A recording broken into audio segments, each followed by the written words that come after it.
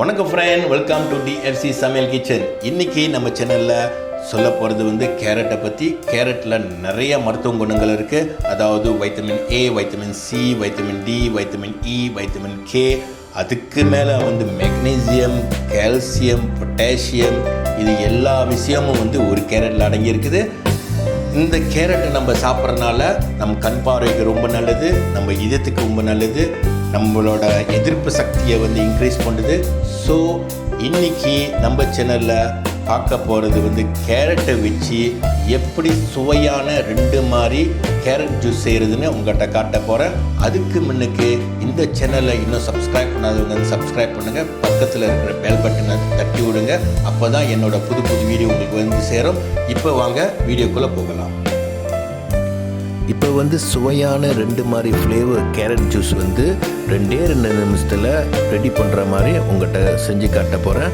அதுக்கு முன்னுக்கு கேரட் ஜூஸுக்கு என்னென்ன பொருட்கள் தேவைன்னு வாங்க பார்க்கலாம்.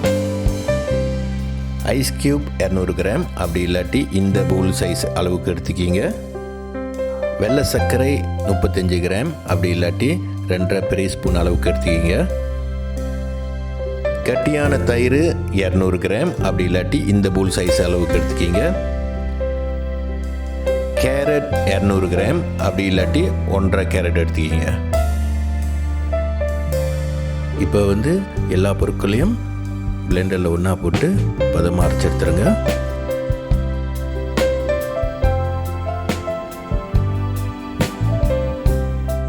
ஓகே ஃப்ரெண்ட், நான் நல்லா பதமாக அரைச்சி எடுத்துட்டேன். இப்போ பார்த்தீங்கன்னா நம்ம தயிரில் செஞ்ச கேரட் ஜூஸ் ரெடி ஆயிடுச்சு. வெயில் காலத்தில் இந்த மாதிரி கேரட் ஜூஸ் குடிக்கிறதுனால உடம்புக்கு ரொம்ப குளிர்ச்சியாக இருக்கும். அதே சமயத்தில் கேரட்டை சாப்பிட்றதுனால உடம்புக்கு ரொம்ப நல்லது. இதுக்கப்புறம் இன்னொரு கேரட் ஜூஸ் ஃப்ளேவர் உங்கள்கிட்ட செஞ்சு காட்ட போகிறேன். அதுக்கு முன்னுக்கு கேரட் ஜூஸ் செய்கிறதுக்கு என்னென்ன பொருட்கள் தேவைன்னு வாங்க பார்க்கலாம். ஐஸ் க்யூப் 200 கிராம், அப்படி இல்லாட்டி இந்த பவுல் சைஸ் அளவுக்கு எடுத்துக்கிங்க.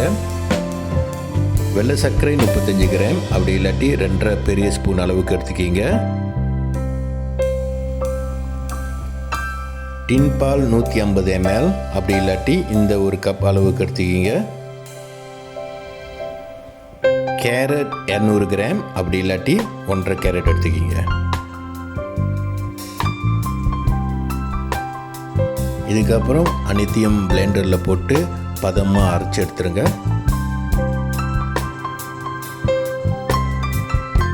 இப்போ பார்த்தீங்கன்னா 2வது ஃப்ளேவர் கேரட் ஜூஸ் ரெடி ஆயிடுச்சு.